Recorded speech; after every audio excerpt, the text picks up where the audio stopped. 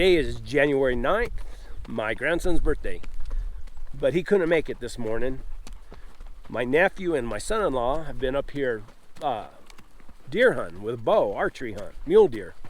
And my nephew arrowed a deer, and they got a blood trail, but they can't find it. And that was yesterday evening. So I told him, I said, I hunted this when I was a kid. Back in the 80s, I hunted with a bow for like 5 years. And there's usually a bunch of bucks in here, and they're rutting this time of year. And I seen a bunch of bucks. I stalked a bunch.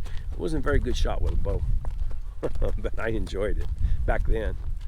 But so now I said, well, and I seen a lion up here. First lion, no, not the first, second lion I'd ever seen without dogs. I was way up on top of that mountain. And there was a bunch of deer down below me. And I was sneaking. I'm all camouflaged up and wearing everything.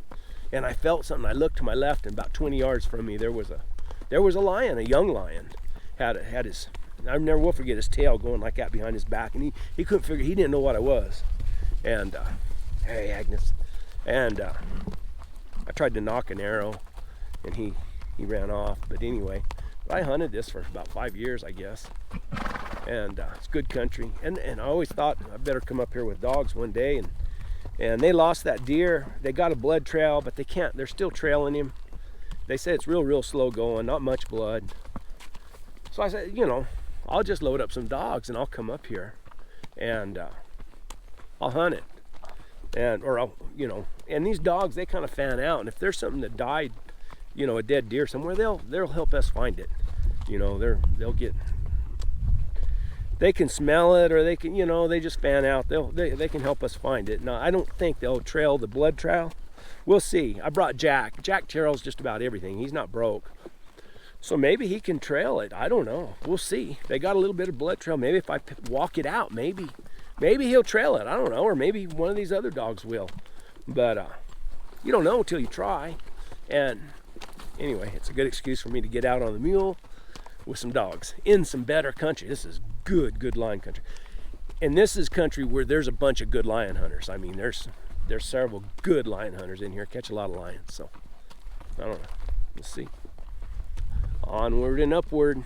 That's the watchword.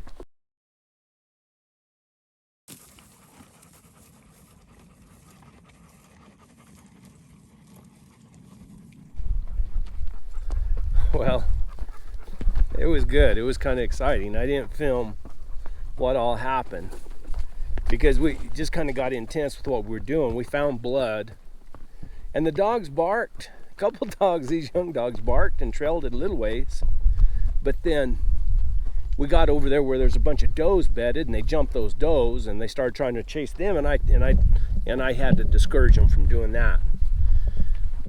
I didn't want them to run deer. I wanted them to trail blood. Now, I don't know. I think you can make a difference or distinguish it. I know one thing, that as we were walking around looking and everything, those dogs key up on that, and they can see, man, that we're looking for something. And my son-in-law and my nephew, they found more blood. I circled around, started gridding, just taking these dogs through, thinking that deer had died somewhere, and they would find him dead, and maybe not trail the blood to him, but find him dead. Well, they found some more blood, and then they found where he had jumped a fence. And then right after where he jumped that fence, these dogs started trailing. And I mean, all of them trailed except Timmy, which is a good thing. Timmy's pretty much broke.